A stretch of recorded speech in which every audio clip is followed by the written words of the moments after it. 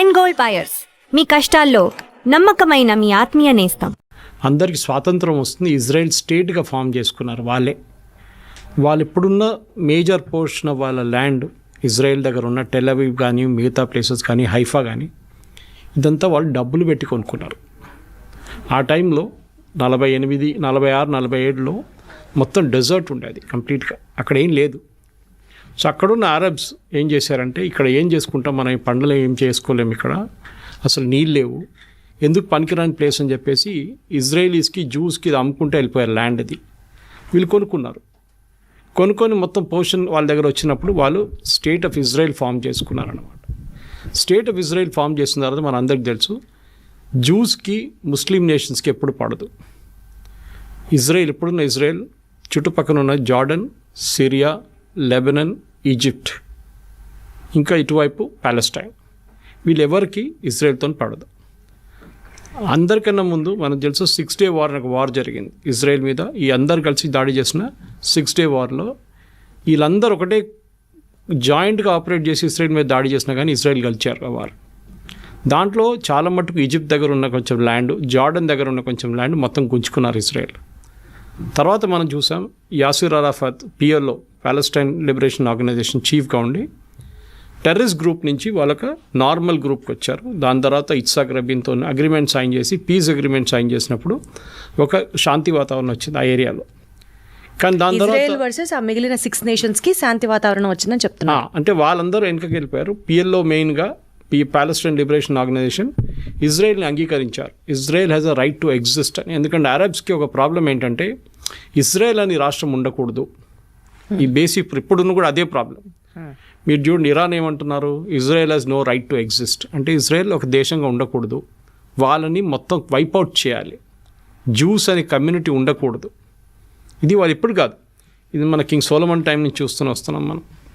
In fact లోకంలో ఒకటే దేశం ఉంది, ఎప్పుడైనా జూస్కి పారిపోయి వచ్చినప్పుడు వాళ్ళని రండి మా దగ్గర ఉండండి అని చెప్పడానికి లోకంలో ఒకటే దేశం ఉండే ఆ టైంలో. You talking of from the king Solomon time నుంచి, అది భారతదేశం. నాకు ఇప్పుడు కూడా గుర్తుంది, మా ఇంటి నుంచి కేరళలో ఉన్న మా విలేజ్ నుంచి 16 కిలోమీటర్ దూరం క్రాంగనూర్ అని చెప్పి పెద్ద ఒక పోర్ట్ ఉండే ఒక టైంలో. దాని తర్వాత ఒక సునామీ వచ్చినప్పుడు మొత్తం కొట్టుకుపోయింది అది 17th century 16th centuryలో. అప్పుడు దాన్ని కొడుంగలూరు అంటారు ఆ ప్లేస్ని. వెరీ సీకోస్ట్ దగ్గర ఉంటుంది. జూస్ వచ్చి ఫస్ట్ ల్యాండ్ చేసిన ప్లేస్ అది ఇండియాలో.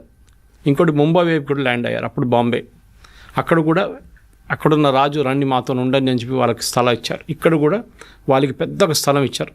వాళ్ళు ఫస్ట్ సినగాగ్ అక్కడ కట్టుకున్నారు, అంటే వాడు గుడి అనుకోండి. అక్కడ నెక్స్ట్ వాళ్ళు కొచ్చిన్కి వెళ్ళారు. మీరు ఇప్పుడు కూడా కొచ్చిన్కి వెళ్తే జ్యూ టౌన్ అని పెద్ద టౌన్ ఉంది అక్కడ, కొచ్చిలో, ఫోర్ట్ కొచ్చిలో. కంప్లీట్ జ్యూస్ ఉండేటోళ్ళు అక్కడ, కానీ ఇప్పుడు అందరు వెళ్ళిపోయారు. ఇప్పుడు ఒక 20 మంది ఉన్నారు అక్కడ అంతే. సో చాలా తక్కువ, కానీ అక్కడ పెద్ద ఒక సినగాగ్ ఉంది, చాలా బ్యూటిఫుల్ సినగాగ్ అది. సో జ్యూస్ అనే ఒక కమ్యూనిటీని మనం ఎట్లా అంటే వాళ్ళని ఉండనీయట్లేదు. ఈ అరబ్ నేషన్స్కి జ్యూస్ అంటే అస్సలు పడదు. అది ఇప్పుడు కూడా చూడండి, ఎవరైనా కానివ్వండి. ఇప్పుడు వీళ్ళ కాన్సెప్ట్ ఏంటంటే, from the river to the sea is Palestine అని. రివర్ అంటే జార్డన్ రివర్ ఒకవైపు, సీ ఒకవైపు. ఇక్కడ ఇజ్రాయెల్ ఉన్నారు, ఇటువైపు జార్డన్, ఇటువైపు ఏమో ఇప్పుడున్న గాజా స్ట్రిప్. అంటే ఇజ్రాయెల్ ఉండకూడదు నడిమిట్లా, జార్డన్ నుంచి గాజా దాకా, అక్కడి నుంచి సీ దాకా మొత్తం వాళ్ళ దేశమే ఉండాలని చెప్తున్నారు ఎవరు, పాలెస్టీనియన్స్ వాళ్ళు. ఇది అంగీకరిస్తున్నారు అరబ్ నేషన్స్ అందరూ. ఇన్ఫ్యాక్ట్ ఈ పీస్ డీల్ సైన్ చేసిన తర్వాత కూడా మనకందరూ తెలుసు, దానికన్నా ముందు మ్యూనిక్ ఒలింపిక్స్లో 11 మంది ఇజ్రాయేలీ అథ్లీట్స్ చంపారు పిఎల్ఓ. దాని తర్వాత పెద్ద గొడవ జరిగింది. వీళ్ళందరినీ ఎవరో చంపారో వాళ్ళందరినీ పట్టుకొని పిఎల్ఓ వాళ్ళని ఒక్కరి తర్వాత ఒకరు చంపారు సార్ ఇజ్రాయెల్. అప్పుడు ఇజ్రాయెల్ తెలిసింది ఏంటంటే, మాకు సర్వైవ్ చేయాలంటే మాకు ఛాన్స్ లేదు, మాకు ఆప్షన్ లేదు, we have to fight to survive. ఎవరు వారిని సింపథైజ్ చేయరు. సింపథైజ్ చేసే చాలా తక్కువ నేషన్స్ ఉన్నారు. ఇన్ఫ్యాక్ట్ ఇందిరాగాంధీ టైంలో పిఎల్ఓకి సపోర్ట్ చేశారు, మన ఇజ్రాయెల్ సపోర్ట్ చేయలేదు, ఒక టెర్రరిస్ట్ ఆర్గనైజేషన్ సపోర్ట్ చేశారు. ఇప్పుడు కూడా మన హమాస్ని ఒక టెర్రరిస్ట్ ఆర్గనైజేషన్గా డిక్లేర్ చేయలేదు, ఈవెన్ మోదీ గవర్నమెంట్ వచ్చిన తర్వాత కూడా. కానీ దానికన్నా ముందు ఇంకా దారుణ పరిస్థితి ఉండే. పిఎల్ఓ లాంటి టెర్రరిస్ట్ ఆర్గనైజేషన్ని భారతదేశం సపోర్ట్ చేస్తుండే. ఓకే, సరే ఆ హిస్టరీ అయిపోయింది. యాసిర్ అరాఫాత్ని ఇజ్రాయెల్ వాళ్ళు చంపేశారు, అది అందరికి తెలుసు. ఫుడ్ పాయిజనింగ్ చేసి ఆయన అవుట్ చేసేసారు కంప్లీట్గా. దాని తర్వాత వాళ్ళు next in command take over చేసుకున్నారు, కానీ వాళ్ళని అందరినీ హమాస్ తెరిమి కొట్టి బయటకు చేసేస్తారు. Okay, Hamas is a terrorist organisation. Hamas main sponsor Iran. ఇప్పుడు మనం హిస్టరీకి వస్తున్నాం, ప్రజెంట్ డే హిస్టరీ, పాత హిస్టరీ నుంచి ప్రజెంట్ డే హిస్టరీకి వస్తున్నాం.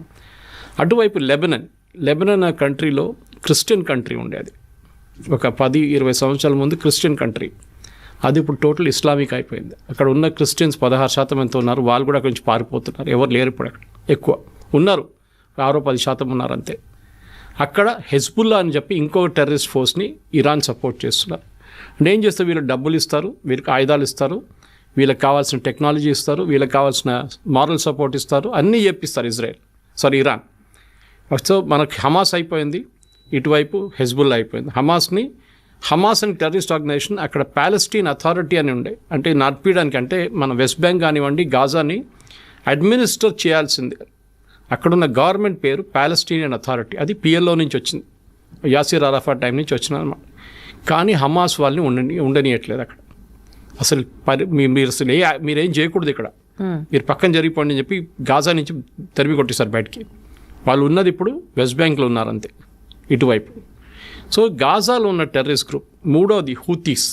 యమన్లో మీకు తెలుసు, యమన్లో పెద్ద ఒక సివిల్ వార్ జరిగిన తర్వాత హాఫ్ యమన్ టెర్రరిస్ట్ గ్రూప్ దగ్గర ఉంది, ఇంకొక హాఫ్ గవర్నమెంట్ దగ్గర ఉంది, వాళ్ళ గవర్నమెంట్. ఈ terrorist group financed again Iran, మొత్తం డబ్బులు ఇచ్చి ఆయుధాలు ఇచ్చి. హూతీస్ అంటారు వాళ్ళు. సో 3 Hలు, హూతీ, హెజ్బుల్లా, హమాస్. వీళ్ళు ముగ్గురు కలిసి ఇజ్రాయెల్ మీద ఎప్పుడు దాడి చేస్తూనే ఉంటారు. సూసైడ్ బాంబ్ అటాక్ ఉండొచ్చు. మనం మర్చిపోకూడదు, చాలామంది అరబ్స్ ఇజ్రాయెల్లో ఉంటారు, పనిచేస్తారు ఇజ్రాయెల్లో, కానీ అప్పుడు కూడా ఇజ్రాయెల్ వాళ్ళని ఉండనిస్తున్నారు, ప్రాబ్లం లేదు. కానీ అప్పుడప్పుడు ఏం చేస్తారంటే ఈ గాజా వైపు నుంచి వచ్చిన వాళ్ళు ఎవరైనా, లేకుంటే ఈ గ్రూప్ నుంచి ఎవరైనా సూసైడ్ బాంబ్ చేస్తారు. బస్ స్టాండ్ దగ్గరనో లేకుంటే సోల్జర్స్ వెళ్తున్న అక్కడ చెక్ పోస్ట్ కాడ వెళ్ళి సూసైడ్ బాంబింగ్ చేస్తారు. అది ఇజ్రాయెల్ తర్వాత స్ట్రాటజీ యూజ్ చేసి దాన్ని అడ్డుకున్నారు. ఇదంతా మొదలైంది ఎక్కడంటే October 7th. మనకు అందరు తెలుసు, 2 సంవత్సరాల ముందు October 7th ఇజ్రాయెల్ మీద గాజా నుంచి పెద్ద ఒక దాడి జరిగింది. మేజర్ ఇంటెలిజెన్స్ ఫెయిలియర్ అది, దాంట్లో డౌట్ లేదు. 1000 మంది కనుక చనిపోయారు, 1200 మందిని కిడ్నాప్ చేసి తీసుకెళ్లారు, మన అందరికి తెలుసు అది. దాంట్లో ఇప్పుడు కూడా 48 మంది వాళ్ళ దగ్గర ఉన్నారు, పాలస్టీనియన్ టెర్రరిస్ట్ దగ్గర ఉన్నారు, హమాస్ దగ్గర. హమాస్ ఏం చేశారంటే అక్కడున్న హెల్త్ మినిస్ట్రీ వాళ్ళ దగ్గర ఉంది, అక్కడున్న హాస్పిటల్ కానివ్వండి, స్కూల్ కానివ్వండి, దాని కింద ఇరాన్ నుంచి వచ్చిన డబ్బులు పెట్టి ఒక 10 సంవత్సరాల నుంచి టనల్స్ కట్టుకున్నారు, అండర్గ్రౌండ్ టనల్స్. ఈ అండర్గ్రౌండ్ టనల్స్లో దాచుకుంటారు, ఎందుకంటే వీళ్ళు పైన ఎక్కడ ఉంటే ఇజ్రాయెల్ వచ్చి బాంబు చేసేస్తారు. సో టనల్స్లో ఉంటారని వాళ్ళ స్ట్రాటజీ అది. కానీ ఇజ్రాయెల్ ఇంటెలిజెన్స్ చెప్పినట్లు మొస్సాడ్ వాళ్ళ చాలా ఎఫెక్టివ్, వాళ్ళకి పిన్ పాయింట్ అక్యురసీతో చెప్తారు ఈ బిల్డింగ్లో ఉన్నారు అని క్లియర్గా చెప్పినప్పుడు కొడతారు. అది ఇస్మాయిల్ హనియా ఇరాన్లో కొట్టినట్లు కానివ్వండి, నస్రుల్లాని మన లెబనాన్లో కొట్టినా కానీ, వీళ్ళందరినీ ఎక్కడున్నా కానీ ఇక్కడున్న హమాస్ వాళ్ళ టెర్రరిస్ట్ గ్రూప్ లీడర్స్ కూడా టార్గెట్ స్పెసిఫిక్ కొడతారన్నమాట. సో ఏం చేస్తారంటే ఇప్పుడు హమాస్ని కంప్లీట్గా ఫినిష్ చేసేసారు, కానీ ఇప్పుడు కూడా గాజాలో నడుస్తుంది. డైలీ 2-3 ఇజ్రాయలీ సోల్జర్స్ చనిపోతున్నారు, కానీ ఆల్మోస్ట్ వైప్అవుట్ చేసేసారు గాజా నుంచి. అటువైపు వైప్అవుట్ ఉంది, కానీ ఇంకా ఉన్నారు వాళ్ళు హైలీ ట్రైన్డ్ వాళ్ళు, అంటే హైలీ ట్రైన్డ్ అంటే మోటివేటెడ్. అదే టైంలో లెబనాన్ వైపు మొత్తం ఫినిష్ చేసేసారు అక్కడ కూడా. నస్రుల్లాని చంపిన తర్వాత నెక్స్ట్ లెవెల్ లీడర్షిప్ వచ్చిన తర్వాత వాళ్ళని కూడా చంపేశారు. సో నెక్స్ట్ వచ్చి హూతీస్ని US చూసుకుంటున్నారు. బాంబింగ్ వేసినప్పుడు అక్కడ వాళ్ళు మిసైల్ వీళ్ళందరికీ ఆయుధాలు ఇచ్చేది ఇరాన్. ఇన్ని సంవత్సరాల నుంచి ఎవరిది వీళ్ళని పట్టించుకోలేదు. US కానివ్వండి, UK కానివ్వండి, ఇరాన్ కానివ్వండి, ఇరాన్ మిసైల్స్ ఇస్తున్నా కానీ ఏం చెప్పకుండా వీళ్ళందరూ హెల్ప్ చేసుకున్నారు. కానీ ఒక స్టేట్కి ఇప్పుడు వచ్చేట్లు వచ్చిందంటే October 7th జరిగిన దాడి తర్వాత ఇజ్రాయెల్కి తెలిసిపోయింది ఈ గేమ్ ఇంకా మనం ఇట్లా ఆడుకుంటూ పోతే కాదు, కంప్లీట్గా వైప్అవుట్ చేయాలని చెప్పి టైం తీసుకొని వాళ్ళ లీడర్షిప్ని కంప్లీట్ వైప్అవుట్ చేసేసారు. హమాస్ ఫినిష్ చేసేసారు, మన అందరికి సిన్వార్ బ్రదర్స్ని ఇద్దరిని చంపేశారు. ఇటువైపు ఏమో నస్రుల్లాని చంపారు, అటువైపు ఏమో ఇస్మాయిల్ హనియాని ఫినిష్ చేసేసారు. వీళ్ళందరు లీడర్స్ కూర్చుంటుంది ఖతార్లో, అది మర్చిపోకూడదు మనం. అది ముస్లిం బ్రదర్హుడ్ కానివ్వండి, మీరు ఈ హమాస్ కానివ్వండి, లెబనీస్ మిలిషియా కానీ, వీళ్ళందరూ కూర్చుంటుంది ఖతార్లో ఉంటారు. ఇరాన్ బ్యాకింగ్ ఉంటుంది. ఇరాన్కి సౌదీ అరేబియాకి పడదు, ఇరాన్కి బహ్రెయిన్కి పడదు, ఇరాన్కి యమన్కి పడదు, యమన్కి ఇరాన్కి ఒమాన్కి పడదు. ఇలా Iran is a Shia nation. Shia nation అంటే సార్, షియా అంటే వీళ్ళ ముస్లిమ్స్లో 2 గ్రూప్స్ ఉంటారు. షియా మైనారిటీ, మన హైదరాబాద్ వైపు చాలామంది షియాస్ ఉంటారు ఇక్కడ, ఎందుకంటే నిజాం ఒరిజినలీ ఫస్ట్ పర్షియా, వీళ్ళు షియాస్ అన్నమాట. ఇక్కడ సున్నీస్ మెజారిటీ ఉంటారు, 90% ఆల్మోస్ట్ సున్నీస్ ఉన్నారు వరల్డ్ వైడ్. వీళ్ళకి ఎప్పుడు ఇద్దరికి పడదు. దే డోంట్ బిలీవ్, వాళ్ళ కాన్సెప్ట్ అలాగ ఉంటుంది. ప్రాఫెట్ మొహమ్మద్ నుంచి వచ్చే కాన్సెప్ట్ అలాగ ఉంటుంది. అది కాకుండా వీళ్ళకి అంటే ఇంకా చాలా గ్రూప్స్ ఉన్నాయి. అహ్మదియాస్ ఉన్నారు. అహ్మదియాస్ని అయితే ముస్లిమ్స్ అని అసలు అంగీకరించారు ఎవరు, షియాస్ సున్నీస్ ఇద్దరు. సో మన దగ్గర కూడా చూస్తాం, మన పాకిస్తాన్ వైపు నిన్న కూడా దాడి జరిగింది అహ్మదియాస్ మీద అన్నమాట. సో చాలా మటుకు ముస్లిమ్స్లో చిన్న చిన్న గ్రూప్స్ ఉన్నాయి, కానీ మేజర్ గ్రూప్స్లో సున్నీస్, షియా. సో ఈ షియా నేషన్ ఉన్న ఇరాన్ని వీరెవరు సీరియస్గా తీసుకోరు. ఎవరు సౌదీ అరేబియా ఉండొచ్చు, కానీ మిగతా. సో వాళ్ళ ఒక బలం చూపించడానికి ఇరాన్ ఏం చేశారంటే చాలా రోజుల నుంచి, అంటే అయతొల్లా ఖొమైనీ టేక్ ఓవర్ చేసుకున్నప్పటి నుంచి 70s ఆ టైంలో దానికన్నా ముందు ఇరాన్ చాలా మోడర్న్ నేషన్ ఉండే. మీరు ఒకసారి ఆ టైం ఇరాన్ ఫోటోగ్రాఫ్స్ చూస్తే మీరు యూఎస్లో ఉన్నారా లేకుంటే ఇరాన్ అన్న మనకు డౌట్ వస్తుందన్నమాట. బీచ్లో బికినీ చేసుకుని తిరిగేది, పబ్స్ ఉండేది, అక్కడ చాలా మోడర్న్ నేషన్ ఉండేది షా ఆఫ్ ఇరాన్ ఉన్నప్పుడు. కానీ షా ఆఫ్ ఇరాన్ ఓవర్త్రో చేసి ఖొమైనీ వచ్చిన తర్వాత మొత్తం థియోక్రటిక్ స్టేట్ అయిపోయింది అన్నమాట.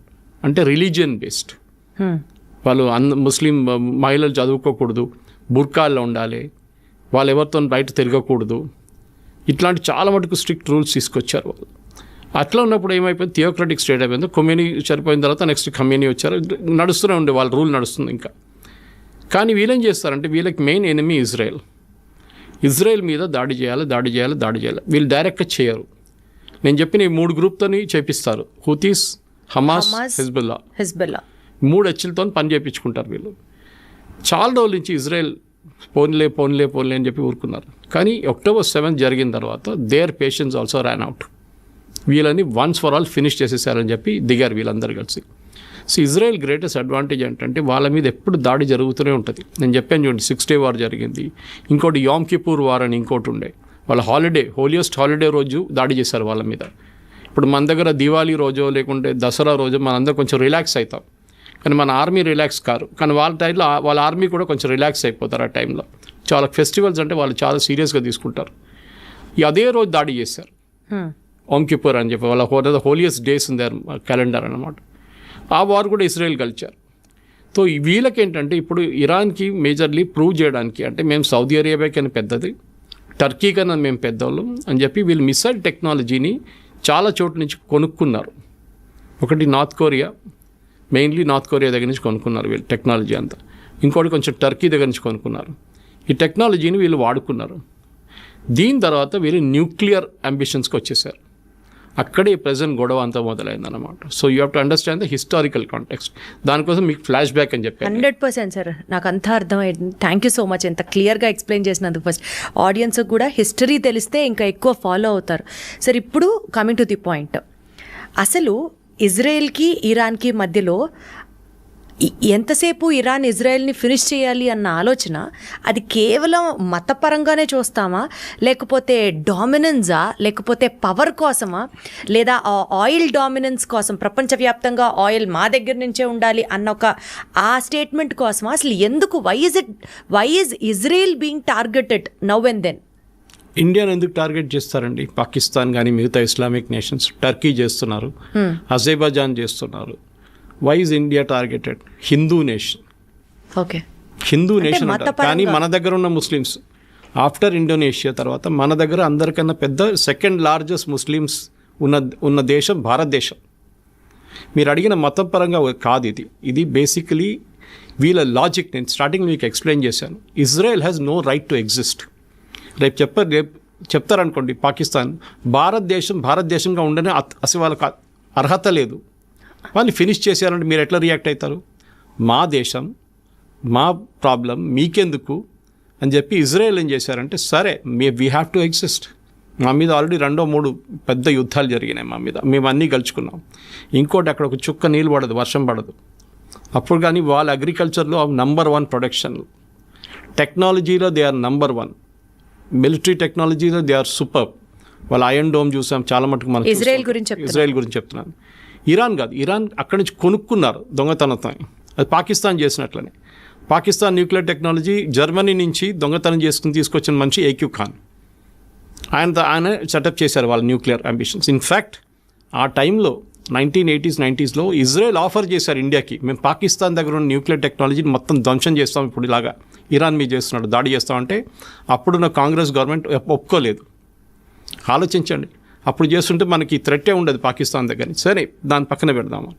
ఇప్పుడు ఇరాన్ కేసులో ఏమైందంటే ఇరాన్కి న్యూక్లియర్ టెక్నాలజీ వాళ్ళ చేతికి దొరికింది, వాళ్ళకి యురేనియం దొరికింది, ఇంపోర్ట్ చేసుకోవచ్చు మీరు ఫర్ పీస్ఫుల్ పర్పసెస్. కానీ పీస్ఫుల్ అని ఇరాన్ ఎప్పుడు ఉండరు, మన అందరికి తెలుసు. వాళ్ళకి అంబిషన్ ఏంటంటే ఒకటి, మాకు వరల్డ్లో మేమే నంబర్ 1 లీడర్. అంటే ఒకవైపు టర్కీ ఏమంటున్నారంటే మేమే ఒరిజినల్ ఖలీఫా, అక్కడి నుంచి మా లైనేజ్ డైరెక్ట్ ప్రాఫెట్ మొహమ్మద్ నుంచి మాకే, మేము ఖలీఫేట్ మేమే. ఒటువైపు సౌదీ అరేబియా ఏమంటున్నారు, హోలియస్ట్ సైట్స్ మా దగ్గర ఉంది, మెక్కాన్ మదీనా మా దగ్గర ఉంది, we are the original Muslim Islamic nation. ఇంకోవైపు పాకిస్తాన్, మన అసీం ముని స్టేట్మెంట్ చూసుంటారు, we are the second after Saudi Arabia, మేమే సెకండ్ లార్జెస్ట్ ఇస్లామిక్ నేషన్ అంటున్నారు. ఇప్పుడు ఇరాన్ అంటున్నారు మేమేం చేయాలి, మేము కూడా మా పవర్ చూపించాలని చెప్పి వీళ్ళు న్యూక్లియర్ ప్రాసెసింగ్ స్టార్ట్ చేశారు.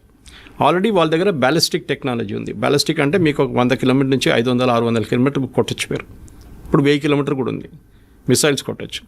కానీ మిసైల్స్ని మీరు ఒకటి అమ్యునిషన్ పెట్టి పంపించవచ్చు, ఇంకోటి న్యూక్లియర్ వెపన్ పెట్టి పంపించవచ్చు. న్యూక్లియర్ వెపన్ ఎవరు వాడరు, ఉంటుంది దమ్కి ఇవ్వడానికి ఉంటుంది అంతే, నా దగ్గర ఉంది చూడు అని చెప్పడానికి. పాకిస్తాన్ చేసినట్లు మనం బ్లఫ్, మోదీ గారు అన్న వీ కాల్ దేర్ బ్లఫ్ అన్నారు.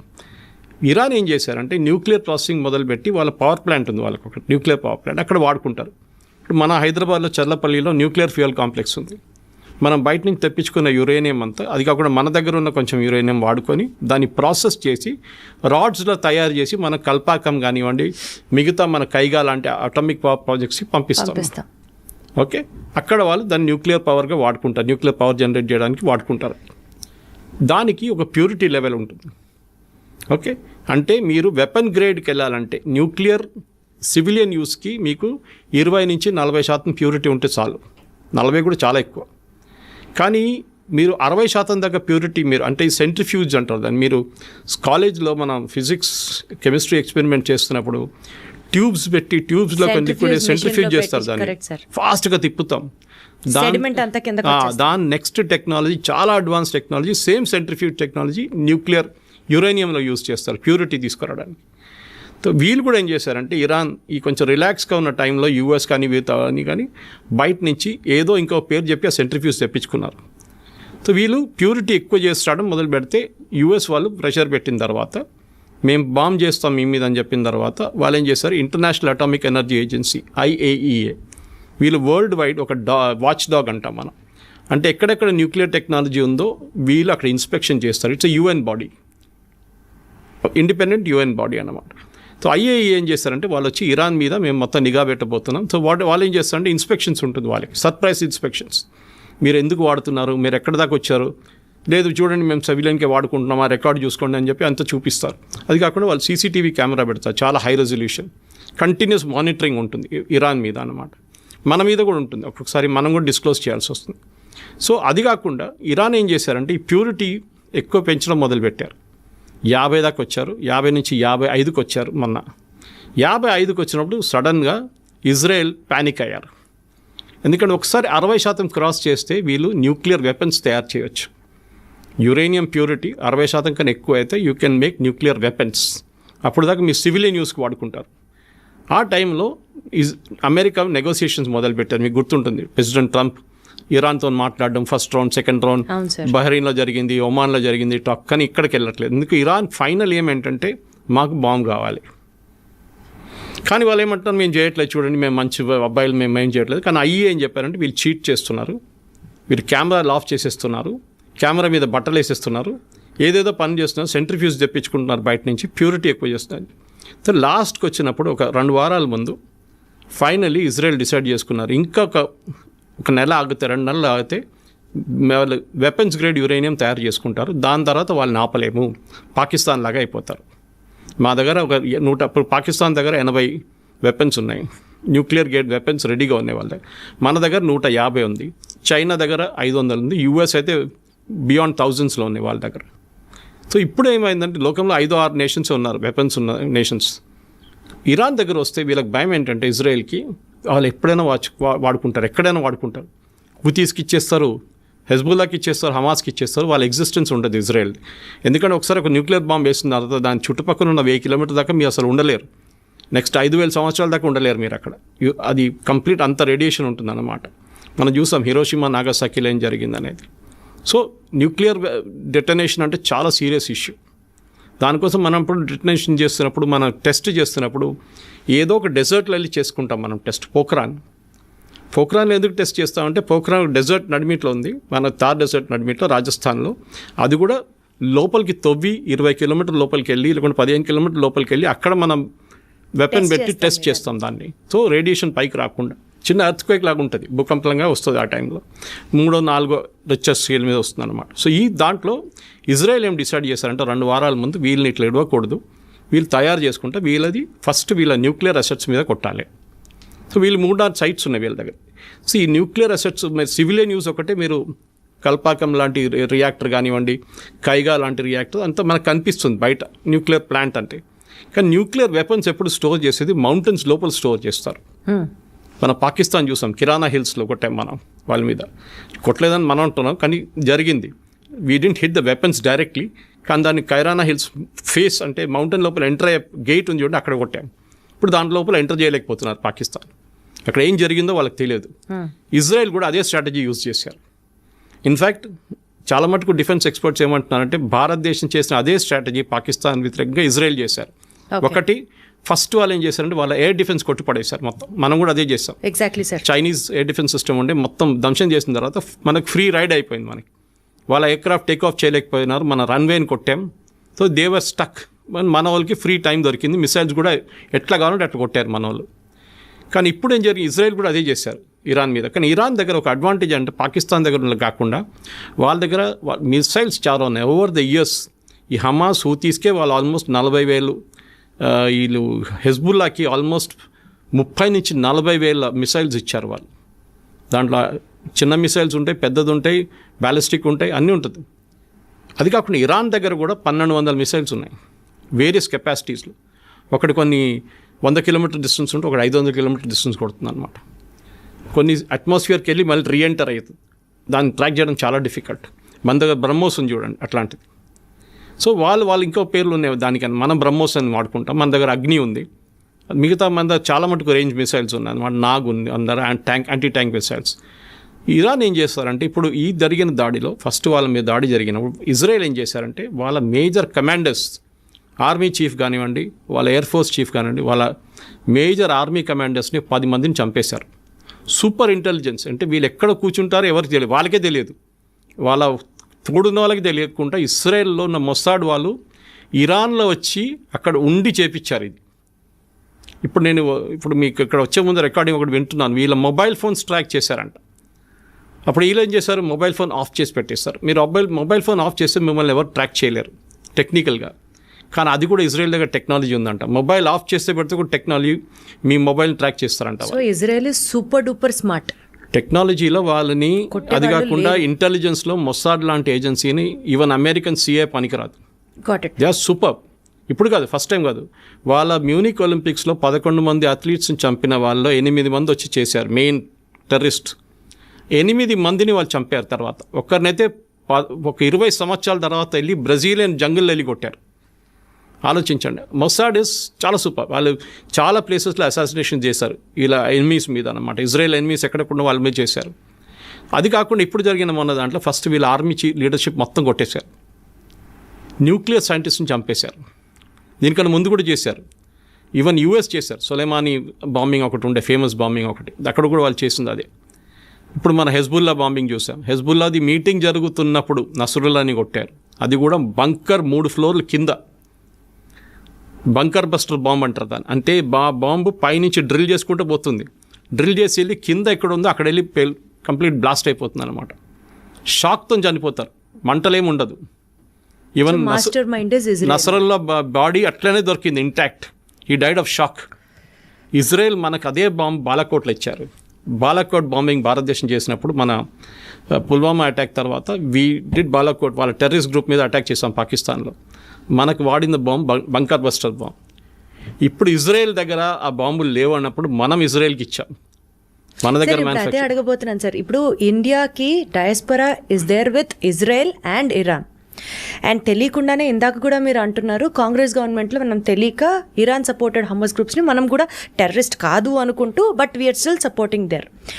ఇండియా ఇద్దరికీ తెలిసిన నేషన్ అవ్వడం వల్ల suppose if India has to take a stand, ఎవరికి సపోర్ట్ చేస్తుంది ఇండియా? ఎవరికి సపోర్ట్ చేస్తే నష్టం?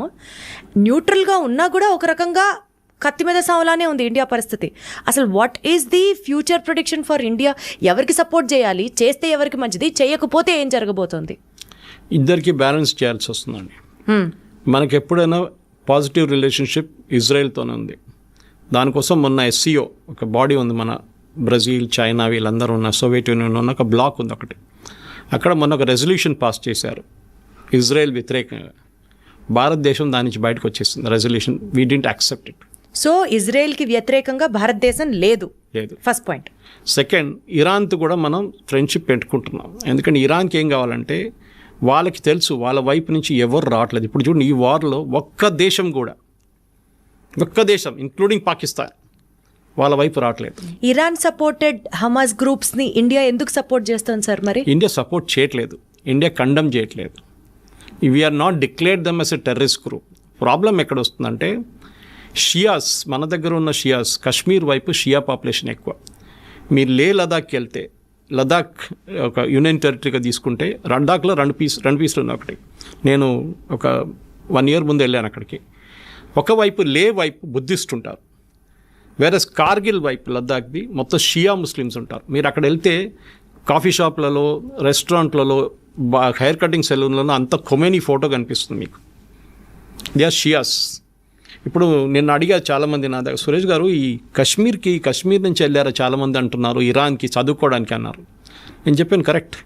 మిగతా ఎవరైనా ఇండియా నుంచి యూఎస్కి వెళ్తారు, యూకేకి వెళ్తారు, యూరోప్కి వెళ్తారు, కెనడాకి వెళ్తారు, ఆస్ట్రేలియాకి వెళ్తారు, కానీ ఇరాన్కి చదువుకోవడానికి ఎవరు వెళ్ళారు? నిన్న మొత్తం పెద్ద గొడవ రాత్రి కదా, మమ్మల్ని అందరిని ఎవాక్యువేట్ చేయండి ఇక్కడి నుంచి అని చెప్పి. అప్పుడు నేను కనుక్కున్నప్పుడు తెలిసిపోయింది వీళ్ళంతా కశ్మీర్ నుంచి వెళ్ళిన వాళ్ళు, షియా ముస్లిమ్స్. ఇండియాకి ఆ రకంగా కూడా అక్కడ ఒక కనెక్షన్ ఉందన్న మనకి. ఓకే. తో కశ్మీర్లో గొడవ జరిగినప్పుడు మొన్న కూడా ఖమేనీ స్టేట్మెంట్ ఏమి ఇచ్చారంటే Kashmir is a disputed territory, ముస్లిమ్స్ని కశ్మీర్ భారతదేశం దగ్గర నుంచి గుంజుకోవాలని స్టేట్మెంట్ ఇచ్చారు ఖమేనీ. ఓకే. రిలీజియస్ యాంగిల్ నుంచి. కానీ మనం దాన్ని లైట్గా తీసుకున్నాం. We just condemned it. ఆయన తర్వాత దాని గురించి మాట్లాడలేదు, ఏదో ఒక రోజు జోష్లో చెప్పేసిండు అంతే. అదే టైంలో మనకి చాబార్ ఫోర్ట్ అనే పోర్ట్ ఉంది ఇరాన్లో. మన ఆ పోర్ట్ని కాంట్రాక్ట్లో తీసుకున్నాం, అంటే అవుట్సోర్సింగ్లో తీసుకున్నాం మనకు అక్కడ ఒక 6 berths ఇచ్చారు వాళ్ళు. చాలా క్రూషియల్ అది, ఎందుకంటే ఆఫ్ఘనిస్తాన్ ఎంటర్ కావడానికి పాకిస్తాన్ నుంచి వెళ్ళకుండా మనకు వెళ్ళడానికి ఒక రూట్ అది చాబార్ ఫోర్ట్. మన అక్కడ చాలా వేల కోట్లు, ఆల్మోస్ట్ 1000 కోట్లు 2000 కోట్లు పెట్టి ఆ పోర్ట్ని డెవలప్ చేస్తున్నాం. ఇరాన్ దగ్గర డబ్బులు లేవు. శాంక్షన్స్ వచ్చిన తర్వాత, యుఎస్ శాంక్షన్ పెట్టిన తర్వాత ఇరాన్ ఓపెన్లీ వాళ్ళ ఆయిల్ అమ్మలేకపోతున్నారు. ఇప్పుడు రష్యా చేస్తున్నట్లని యుక్రెయిన్ వార్ తర్వాత కొన్ని రోజులు మనం కూడా కొనుక్కున్నాం ఇరాన్ దగ్గర నుంచి క్రూడ్ ఆయిల్ కొనుక్కున్నాం. కానీ దాని తర్వాత మళ్ళీ పేమెంట్ ప్రాబ్లం వచ్చింది. యుఎస్ అన్నారు బ్యాంకింగ్ సిస్టమ్ పనిచేయదు, ఇరాన్తో మీరు డీల్ చేసుకుంటే డీల్ చేసుకోండి అని. కొన్ని రోజులు మన దగ్గర రూపీ ట్రేడ్ చేసుకున్నారు, దాని తర్వాత బార్టర్ ట్రేడ్ పెట్టుకున్నారు. మీరు మాకు బియ్యం ఇవ్వండి, మేము మీకు ఫ్యూయల్ ఇస్తామని, క్రూడ్ ఆయిల్ ఇస్తామని. సో రెండు వైపు నుంచి మీరు అడిగిన ప్రశ్నకి మనకి ఇజ్రాయెల్ చాలా కావాలి. మనకి టెక్నాలజీ వైపు మన వెపన్స్ అన్నీ మన దగ్గర. మొన్న జరిగిన పాకిస్తాన్ మీద జరిగిన దాడిలో 3 మేజర్ వెపన్స్ మ్యానుఫ్యాక్చర్ చేసేది ఇజ్రాయలీ కంపెనీస్ భారతదేశంలో జాయింట్ వెంచర్గా. దాంట్లో ఒకటి హైదరాబాద్ కూడా ఉంది, పేరు చెప్పకూడదు. హైదరాబాద్ కూడా ఉంది ఒకటి బెంగళూరులో ఉంది. సో వాళ్ళ వెపన్స్ మనం వాడుకుంటున్నాం. వాళ్ళతో జాయింట్ ఫ్రెండ్షిప్ ఉండాలి లాంగ్ టర్మ్. ఎందుకంటే ఈ అయోధ్యలో ఎప్పుడు పోతాడో తెలియదు. ఇప్పుడు కనిపించలేదు అంటున్నాం, 3 రోజుల కనిపించట్లేదు, ఎక్కడున్నా ఎవరికి తెలియదు. ఈ రెజ్యూమ్ ఎప్పుడు పోతుందో తెలియదు. వీళ్ళేమంటున్నారంటే యుఎస్ ఇజ్రాయెల్ ఇద్దరు అంటున్నారు రెజ్యూమ్ చేంజ్, అంటే అక్కడ ఉన్న గవర్నమెంట్ని మార్చడానికి మాకేం ఇంట్రెస్ట్ ఏం లేదు, కానీ ఇరాన్ దగ్గర న్యూక్లియర్ వెపన్స్ ఉండకూడదు. అది మా అల్టీరియర్ ఎయిమ్. వాళ్ళు న్యూక్లియర్ టెక్నాలజీ పీస్ఫుల్ యూస్కి వాడుకుంటే మాకు ప్రాబ్లం లేదు, కానీ వాళ్ళు వెపన్ గ్రేడ్కి వస్తే మేము వాళ్ళని కొట్టుపడేస్తాం. అదేమి ఇప్పుడు చేస్తున్నారు. ఇప్పుడు ఏమైపోయిందంటే లాస్ట్ 3 రోజుల్లో, ఎస్పెషలీ లాస్ట్ నైట్లో చాలా మట్టుకు ఇరాన్ మీద మేజర్ టౌన్స్ మీద, ఎస్పెషలీ తెహరాన్ కానివ్వండి, ఇంకోటి ఇస్ఫహాన్ అని చెప్పి వాళ్ళకి పెద్ద టౌన్ ఉంది. ఇన్ఫాక్ట్ ఇస్ఫహాన్కి హైదరాబాద్కి పెద్ద కనెక్షన్ ఉంది. ఇక్కడ మన వాళ్ళు ఈ పర్షియా నుంచి వచ్చిన వాళ్ళు చాలామంది హైదరాబాద్కి వచ్చి సెటిల్ అయ్యారు, ఇంక్లూడింగ్ నిజామ్స్. కంప్లీట్ డైనాసిటీ అక్కడి నుంచి వచ్చారు, అసఫ్జాయి.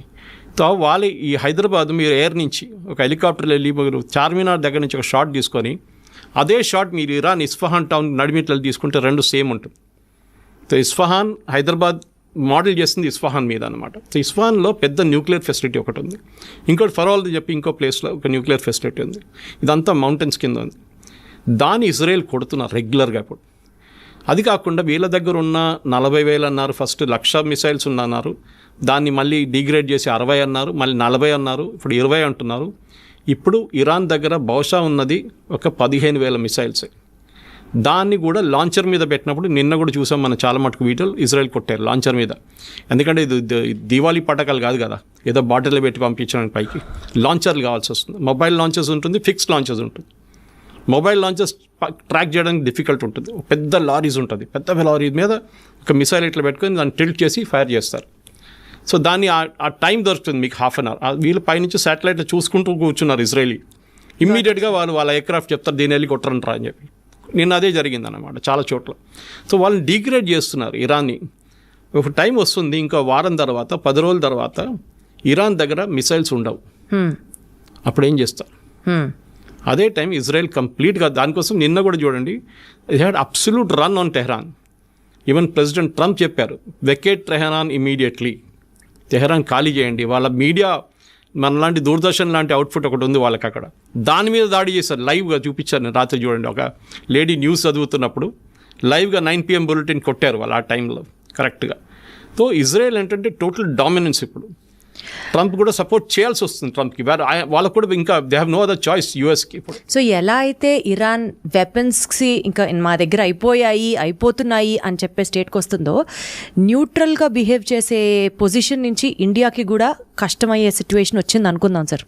Because India wants Israel and India also has to support Iran. ఏదో ఒక పాయింట్లో మేము న్యూట్రల్గా ఉండలేము అని అనుకున్న టైంలో భారతదేశానికి స్పెసిఫిక్గా హిడెన్ సైబర్ అటాక్స్ దగ్గర నుంచి, ఆయిల్ ప్రైసెస్ విపరీతంగా పెరిగిపోవడం దగ్గర నుంచి ఎకానమీ కొలాప్స్ అవ్వడానికి కూడా ఆస్కారం ఉందా? లేదు. ఎందుకంటే ఆయిల్ ట్రేడ్లో ఇరాన్కి అంత పెద్ద షేర్ లేదు ఇప్పుడు, ఎందుకంటే వాళ్ళ మీద బ్యాన్ ఉంది కంప్లీట్గా.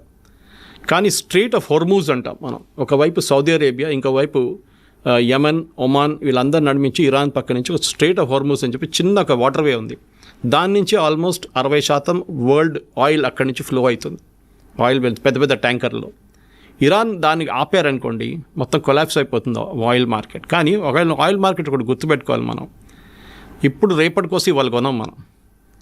నెక్స్ట్ 1 yearకు ఉన్న కాంట్రాక్ట్ మనం సైన్ చేసుకుంటాం ఆల్రెడీ. మనని కాదు, ఏ దేశమైనా. ఇప్పుడు సౌదీ అరేబియా కానివ్వండి, అరామ్కో కానివ్వండి, అట్లాంటి కంపెనీస్తో ఒక నెక్స్ట్ 1 year 2 yearsకి అగ్రిమెంట్ ఇప్పుడే సైన్ చేసుకుంటాం. పర్ బ్యారెల్ మాకు $60, $62, $70 లేకుంటే $55 డిఫరెంట్ వేరియేషన్స్ ఉంటుంది క్రూడ్కి. లైట్ క్రూడ్, స్వీట్ ఆయిల్ అంటారు, బ్రెంట్ క్రూడ్ అంటారు, చాలా వేరియేషన్స్ ఉంటుందన్నమాట. మనం అగ్రిమెంట్ సైన్ చేసుకుంటాం, తెప్పించుకుంటాం, దాన్ని రీఫైన్ చేసుకుంటాం. రీఫైన్ చేసి మనం ఇండియన్ ఆయిల్ కానీ భారత్ పెట్రోలియం కానీ వీరందరూ తీసుకెళ్ళి వాళ్ళ బంక్లో ఫిలప్ చేసుకుంటారు. సో రేపటికి వచ్చే వారానికి ఎప్పుడు మనం క్రూడ్ కొనాం. మనకు ఇప్పుడు ప్రాబ్లం కూడా జరిగింది అనుకోండి, దాని ఇంపాక్ట్ ఒక 6 నెలల తర్వాతనే ఉంటుంది, ఇప్పుడు ఉండదు. అది కాకుండా భారతదేశం దగ్గర యూఎస్ చేసినట్లనే మనం కూడా మోదీ గవర్నమెంట్ వచ్చిన తర్వాత స్ట్రాటజిక్ రిజర్వ్స్ అని చెప్పి ఒక కాన్సెప్ట్ పెట్టాం. అంటే మంగళూరు వైపు, ఇంకోటి వైజాగ్ వైపు ఉందనుకుంటే, ఎక్కడని చెప్పట్లేదు, పెద్ద అండర్గ్రౌండ్ ట్యాంకర్స్ తయారు చేసుకున్నాం మనం. ట్యాంక్స్ పెద్దది, చాలా పెద్దది. అక్కడ ఏం చేసుకుంటాం అంటే ఒక రిజర్వ్, ఒక నెల కోసం ఉన్న క్రూడ్ ఆయిల్ అక్కడ రెడీగా పెట్టుకుంటాం మనం. దాంట్లో ఎంత పెద్ద గొడవ జరిగినా కానీ మనకు 1 రోజులు 2 నెలల రోజులు నడిపించడానికి మన దగ్గర క్రూడ్ ఆయిల్ ఉంటుంది. సో ఆ ప్రాబ్లం ఉండదు. So we will never have a problem of crude oil problem. అది కాకుండా మన దేశం ఎకానమిక్ క్రాష్ అస్సలు ప్రసక్తే లేదు. ఎందుకంటే Iran is not a major power. Okay, అది మనం గుర్తుపెట్టుకోవాలి. ఇరాన్ దగ్గర ఉన్నది ఒకటి ఆయిల్ ఒక్కటే వాళ్ళ దగ్గర, ఇంకోటి వాళ్ళ దగ్గర ఉన్న మిసైల్ స్ట్రెంగ్త్. అది ఇప్పుడు చాలా మటుకు డిగ్రేడ్ అయిపోయింది కంప్లీట్గా.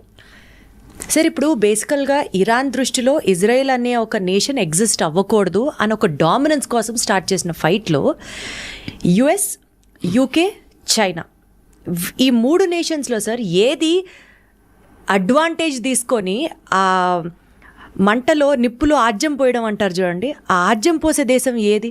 అండ్ పీస్ పేరుతో సైలెంట్గా పవర్ని గ్రాప్ చేసే స్కెచ్ ఏ దేశం వేస్తుంది సార్? మీరు యూకే, యుఎస్, ఇజ్రాయెల్ ఒక్కటే కలిసి పనిచేస్తున్నారు. ఎందుకంటే ఇప్పుడు ఇరాన్ నుంచి ఫైర్ చేసిన మిసైల్స్ మొన్న కూడా దాంట్లో 30% మిసైల్స్ని కొట్టిపడేస్తుంది యూకే, యుఎస్ అని కాకుండా ఈవెన్ జార్డన్ ఫైటర్ ఎయిర్క్రాఫ్ట్. మిగతా ఐరన్ డోమ్కి వచ్చేదాకా, ఇజ్రాయెల్ దగ్గర వచ్చేదాకా 70% మిగిలింది. దాంట్లో కూడా వాళ్ళు ఆల్మోస్ట్ 90% కొట్టిపడేశారు, 10% మిస్ అయిపోతుంది. ఇప్పుడు మనం కూడా మన పాకిస్తాన్ జరిగినప్పుడు మీరు చూస్తుంటారు ఆకాశంలో కొడుతున్న షాట్స్ ఉన్నాయి చూడండి, అదే జరుగుతుంది. మన దగ్గర ఉన్న ఐరన్ డోమ్ S-400, అది కాకుండా దాని తర్వాత నెక్స్ట్ మన దగ్గర ఆకాష్ తీర్ ఉంది, దాని తర్వాత యాంటీ ఎయిర్క్రాఫ్ట్ గన్స్ ఉంది, నడిమిట్లో ఒక 5-6 ఉన్నాయి మిసైల్ రేంజెస్. ఇజ్రాయెల్ దగ్గర డేవిడ్ స్లింగ్ అని ఒకటి ఉంది, that is beyond 200 to 300 kilometers వచ్చే మిసైల్స్ తీసుకుంటుంది. దగ్గరకు వచ్చిన 100 kilometers ఇది మన వాళ్ళ ఐరన్ డోమ్ చూసుకుంటుంది అనమాట. అది కాకుండా పేట్రియట్ అని చెప్పి ఇంకో ఎక్స్టెండెడ్ రేంజ్ 500 kilometers ఇంకోటి ఉంది వాళ్ళది, అది అమెరికన్ టెక్నాలజీ. అది ఇది 3 వాడుకోవడం. అది కాకుండా అమెరికా థాడ్ అని చెప్పి వాళ్ళకి ఒక సిస్టమ్ ఉంది, THAD, అది మన S-400 లాగా అనమాట. దాన్ని కూడా అమెరికా ఒక సెట్ తీసుకొచ్చి ఇజ్రాయెల్లో పెట్టారంట, చెప్పట్లేదు దాని గురించి, మాట్లాడలేదు. అంటే US is silently supporting Israel. Has to and is doing it also. Trump చాలా క్లియర్గా చెప్పారు నిన్న కూడా, we are not fighting this war, but at the same time we are not backing out Israel, we are supporting Israel. ఎందుకంటే Israel అనే ఒక community, ఈ Jewish community, US అని కాదు, లోకంలో ఎక్కడైనా they are the most powerful community. Finance వాళ్ళ చేతిలో ఉంటుంది, మీడియా వాళ్ళ చేతిలో ఉంటుంది. యూఎస్లో కూడా అంతే. ఏ యూఎస్ పొలిటీషియన్ కూడా జ్యూస్ని ఇగ్నోర్ చేయరు. ఓకే, ఆ పరిస్థితి ఇప్పుడు మన భారతదేశంలో డయాస్పోరా ఉన్నారు చూడండి, మనం ప్రొఫెషనల్స్, మన డాక్టర్స్ కానీ ఇంజనీర్స్ కానీ ఉంటాం, వాళ్ళది కాదు, వాళ్ళు మీడియా కంట్రోల్ చేస్తారు. ట్రంప్ ఎక్కువ రిలీజ్ చేస్తే ట్రంప్ని దింపేస్తారు, బైడెన్ దింపినట్లు. ఆ పవర్ ఇజ్రాయెల్కి ఉంది. ఇజ్రాయెల్ అని కాదు, జ్యూస్కి ఉంది. వాళ్ళు ఏ దేశంకైనా వెళ్ళండి మీరు, జ్యూస్ ఉంటారు అక్కడ. మన ఎప్పుడు జోకింగ్లు చెప్తారు, ఎక్కడ పోయినా మలయాళీలు కనిపిస్తారు, కేరళ నుంచి ఉన్న వాళ్ళు ఈవెన్ మూన్లో కనిపిస్తారు, అదేలాగా ఇజ్రాయేలీలు కూడా కనిపిస్తారు, జ్యూస్ కనిపిస్తారు. కరెక్ట్ అది.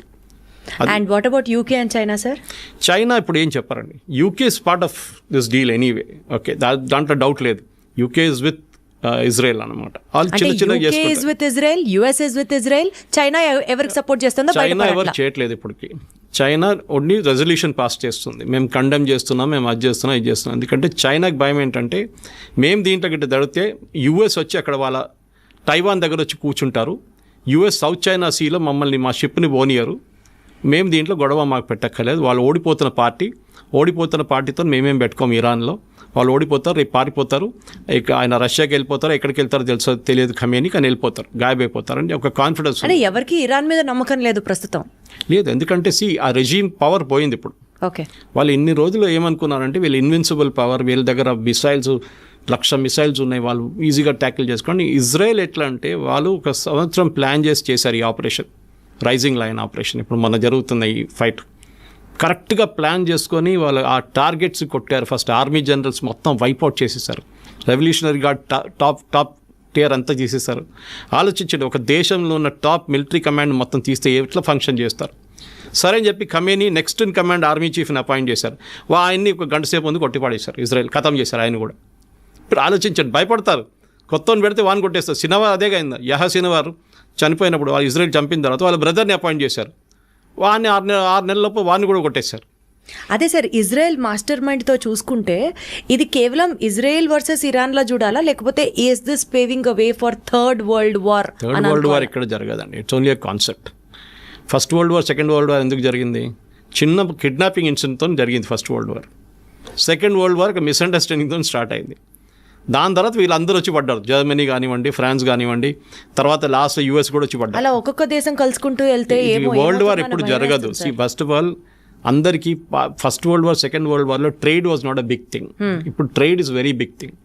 అందరికి భయం ఏంటంటే ఇప్పుడు ఏదైనా యుద్ధం వస్తే మా ట్రేడ్ పెద్ద దెబ్బతింటుందని. ఇప్పుడు చూడండి, యుక్రెయిన్ రష్యా 3 సంవత్సరాల నుంచి కొట్టుకుంటున్నారు, ఎవరైనా కలుస్తున్నారని? ఎవరు కలవట్లేదు. రష్యాకి తెలుసు మేము ఇది గెలవలేము మొత్తం, కానీ యుక్రెయిన్ తెలుసు మేము కూడా గెలవలేము అని చెప్పి, కానీ కొట్టుకుంటున్నారు. అదే సార్, ఒక్కొక్కళ్ళ శత్రువు ఒక్కొక్కళ్ళకి మిత్రుడు అవుతారంటారు కదా, ఎనిమీస్ మై ఫ్రెండ్. ఎగ్జాక్ట్లీ అలానే కనుక ఆలోచిస్తే ఇప్పుడు రష్యా అండ్ ఇజ్రాయెల్ ఫ్రెండ్స్ అయిపోతున్నారు, బికాజ్ ఆల్రెడీ వాళ్ళిద్దరూ ఒకరికొకరు సపోర్ట్ చేసుకుంటున్నారు. ఇలా ఒక్కొక్క దేశం యాడ్ చేసుకుంటూ వెళ్తే రేపు ఒక పెద్ద విధ్వంసం జరుగుతుందా అని భయం వేస్తుంది. లేదు, ఏం కాదండి, వాళ్ళ సెల్ఫిష్ ఇంట్రెస్ట్ చూసుకుంటున్నారు. రష్యాకి ఇప్పుడు టైం లేదు, రష్యాకి వాళ్ళ దగ్గర ఉన్న యుక్రెయిన్తో ప్రాబ్లం నడుస్తుంది, వాళ్ళు ఎవరిని సపోర్ట్ చేయడానికో ఎవరిని డిఫెండ్ చేయడానికి వెళ్ళరు. వాళ్ళ ఇంట్లోనే మంట పట్టుకుంది, వాళ్ళు చూసుకుంటున్నారు దాన్ని, ఇంకొక ఇంట్లో ఏం చూసుకుంటామని వాళ్ళు. So they will not do anything. China నేను చెప్పినట్లు బికాజ్ వాళ్ళ ఇంటర్నల్ ప్రాబ్లమ్, అమెరికాతో ఉన్న ట్రేడ్ ప్రాబ్లమ్స్ కానీ వాళ్ళు కూడా దీంట్లో వచ్చి పడరు ఇప్పటికి present situation. They cannot help Iran also. మీరు మిసైల్స్ ఇచ్చినా కానీ వాళ్ళు ఇరాన్ వాడుకోలేరు ఇప్పుడు దాన్ని. ఆ టెక్నాలజీ డిఫరెంట్ ఉంటుంది. పాకిస్తాన్కి మొన్న ఇచ్చినట్టు వాళ్ళ టెక్నాలజీ లాగా అయిపోతుంది. వాడుకోవడానికి పాకిస్తాన్కి తెలియదు ఎట్లా వాడుకోవాలని, వాళ్ళు వాడుకోలేకపోయారు. వాళ్ళ డిఫెన్స్ సిస్టమ్స్ కానీ ఏదైనా చైనా దగ్గర తీసుకున్న ఎయిర్క్రాఫ్ట్ కానీ ఏదైనా కానివ్వండి. So Iran as a nation is finished. కానీ రెజీమ్ చేంజ్ జరుగుతుందా, లేకుంటే కొత్త లీడర్షిప్ టేక్ ఓవర్ చేస్తారా? ఆ కొత్త లీడర్షిప్ పాత లీడర్షిప్ కన్నా ఇంకా ఏం చెప్తారు, రిలీజియస్లీ ఇంకా కొంచెం అరగెంట్ అయిపోతారా, ఇంకా కొంచెం ఏం చెప్తారు స్ట్రాంగ్ అయిపోతారని భయం ఒకటి ఉంది. ఇప్పుడున్న లీడర్షిప్ కొంచెం మోడరేట్ అనిపిస్తారు మీకు అప్పుడు అని చెప్పేసి దాన్ని చూస్తూ ఉండాలి మనం. ఎందుకంటే షా ఆఫ్ ఇరాన్ కానీ వాళ్ళ కొడుకు, ఇప్పుడు షా ఆఫ్ ఇరాన్ లేరు కానీ వాళ్ళ కొడుకు వాళ్ళ ఫ్యామిలీ రిటర్న్ రావచ్చు అంటే అది రాలేరు. ఇరాన్లో డెమోక్రసీ వస్తుందంటే అది కూడా డౌట్. మీరు గుర్తుపెట్టుకోండి, ఇరాక్లో వెళ్ళారు యూఎస్, ఏం చేశారు, మొత్తం ధ్వంసం చేసి సద్దాం హుసేన్ బయట పంపించింది, అక్కడ మెస్ అయిపోయింది. ఇప్పుడు కొంచెం స్టేబుల్గా ఉంది. లిబియాకి వెళ్ళారు, ఏం చేశారు, ఇదే పని చేశారు. సిరియాకి వెళ్ళారు, ఏం చేశారు, ఇదే పని చేశారు. ఆఫ్ఘనిస్తాన్కి వెళ్ళారు, అక్కడ కూడా మొత్తం ధ్వంసం చేశారు యూఎస్. సో యూఎస్ ఎక్కడ వెళ్ళినా కానీ అక్కడ ధ్వంసం చేసి వాళ్ళ ఎప్పుడైనా గుర్తుపెట్టుకోండి, US never fought a war on its soil. వాళ్ళ సాయిల్ మీద ఇవాళ దాకా ఒక ఫైట్ జరగలేదు, 2 సార్లు జరిగింది. ఒకటి పర్ల్ హార్బర్, జాపనీస్ పైలట్స్ వచ్చి వాళ్ళ మీద అటాక్ చేశారు, కామికాజ్ అటాక్ చేశారు. సెకండ్ 9/11 జరిగినప్పుడు, రెండుని యుద్ధం అని చెప్పలేము కానీ సెకండ్ వరల్డ్ వార్ ఎండింగ్ వచ్చింది దాని తర్వాతనే. ఫస్ట్ పర్ల్ హార్బర్ జరిగిన తర్వాత న్యూక్లియర్ బాంబ్ తీసుకెళ్ళి వేశారు, మా మీద దాడి చేశారు కదా, మేము చేసి చూపిస్తాం చేసుకెళ్ళి. దానికోసం అమెరికా ఇప్పుడు కూడా ఇరాన్ అదే వాన్ చేస్తున్నారు. మా బేసెస్ ఉంది ఖతార్లో, వీళ్ళ చాలా పెద్ద బేస్ ఉంది యూఎస్ది. సౌదీ అరేబియాలో పెద్ద బేస్ ఉంది. మీరు name it and the bases there. యూఎస్కి 15 బేసెస్ ఉన్నాయి వెస్ట్ ఏషియాలో, పెద్ద వాళ్ళ 20 ఎయిర్క్రాఫ్ట్లు, మొత్తం అమెరికన్ సిటీ లాగా ఉంది వాళ్ళ దగ్గర. దాని మీద దాడి చేస్తే మేము మిమ్మల్ని ఫినిష్ చేసేస్తాము, మీరా హూతీలో ఎవరైనా కానివ్వండి. అదొక భయం ఇరాన్కి ఉంది. ఎలాగో అమెరికా డైరెక్ట్గా సపోర్ట్ ఇజ్రాయెల్కే చేస్తుంది, సో ఇరాన్తో పెట్టుకోదు. ఒకవేళ పెట్టుకోదలుచుకున్నా Iran will be finished with the help of Israel automatically. సరే, ఈ నేపథ్యంలో ఏ మిసైల్ ఎప్పుడు పేలుతుందో తెలీదు ఇరాన్ మీద. ఇరాన్ రెజీమ్ ఎంత మారుతున్నా, ఆ చేంజింగ్ ఓవర్ చూసుకుంటున్నా సరే, but still if Israel is very specific about Iran finish చేసే నేపథ్యంలో one shocking incident where India should also be equally ready for or well equipped for, foresee చేసుకుంటూ India కూడా జాగ్రత్త పడాల్సిన సిచ్యువేషన్ ఏమైనా మీ ప్రెడిక్షన్లో ఉందంటారా? What you have to say about it? Nuclear, ఎందుకంటే ఫోర్డ్రో కానివ్వండి, వాళ్ళది నాన్స్ 2 న్యూక్లియర్ ఫెసిలిటీస్ మీద దాడి జరుగుతుంది. ఆల్రెడీ కొంచెం లీకేజ్ ఉందని చెప్తున్నారు నాన్స్ ఫెసిలిటీ నుంచి. అది చాలా డేంజరస్, ఎందుకంటే న్యూక్లియర్ లీక్ ఒకసారి మొదలైతే దానికి ఎండ్ ఉండదు. 500 కిలోమీటర్ ఎక్స్టెండ్ చేసుకోవచ్చు, 1000 కిలోమీటర్ దాకా వెళ్ళచ్చు. దానికోసం పాకిస్తాన్ మీద మనం ఎప్పుడు డైరెక్ట్ వాళ్ళ న్యూక్లియర్ అసెట్స్ మీద దాడి చేయం, ఇండైరెక్ట్గా చేస్తాం మనం. ఎందుకంటే అది ఒకసేపు గాలి కొట్టి రాజస్థాన్ వైపు వస్తే మొత్తం రాజస్థాన్ ఫినిష్ అయిపోతుంది రేపు. సో న్యూక్లియర్ అనేది చిన్నపిల్లల ఆట కాదు, and we should be very very careful. Handle చేస్తున్న నేషన్ మనకు థ్రెట్ లేదు, కానీ న్యూక్లియర్ ఎక్స్ప్లోషన్ జరిగింది అనుకోండి, దాని చుట్టుపక్కల 500 కిలోమీటర్ దాకా దాని ఇంపాక్ట్ ఉంటుంది. దానికోసం ఇజ్రాయెల్ ఇప్పుడు కూడా వాళ్ళ అసెట్స్ మీద దాడి చేయట్లేదు. వాళ్ళ ఎంట్రన్స్, మనం కొట్లనే ఎంట్రన్స్లో కొడుతున్నారు దాని, ఎందుకంటే అన్ని మౌంటైన్స్ లోపల ఉంటుంది. సో దాని లోపలికి పంపించి మిసైల్ కొడుతున్నారు. ఏమైనా కంటామినేషన్ ఉంటే కంటామినేషన్ ఆ మౌంటైన్ లోపల ఉండిపోతుంది. దాని తర్వాత కాంక్రీట్ వేసి సీల్ చేయొచ్చు. చెర్నోబిల్ మీకు అందరికి గుర్తుంటుంది, మనందరికీ చెర్నోబిల్ న్యూక్లియర్ ప్లాంట్ బ్లాస్ట్ అయినప్పుడు. ఇప్పుడు కూడా నెక్స్ట్ 2000 సంవత్సరాలు కూడా దాని పక్కన ఎవరు ఉండలేరు 500 కిలోమీటర్ దాకా. దాని న్యూక్లియర్ ఇంపాక్ట్ ఇప్పుడు కూడా జనరేషన్స్కి ఫీల్ అవుతుంది. క్యాన్సర్ లాంటి పెద్ద పెద్ద రోగాలు, పిల్లలు అసలు పుట్టినప్పుడు కాళ్ళు ఉండవు, చేతులు ఉండవు, ఇట్లాంటి చాలా ప్రాబ్లమ్స్ ఉంటుంది. సో న్యూక్లియర్ అనేది చిన్నపిల్ల బ్యాలిస్టిక్ మిసైల్ లాగా కాదు. న్యూక్లియర్ టెక్నాలజీ అనేది డిఫరెంట్ ఇంపాక్ట్ ఉంటుంది.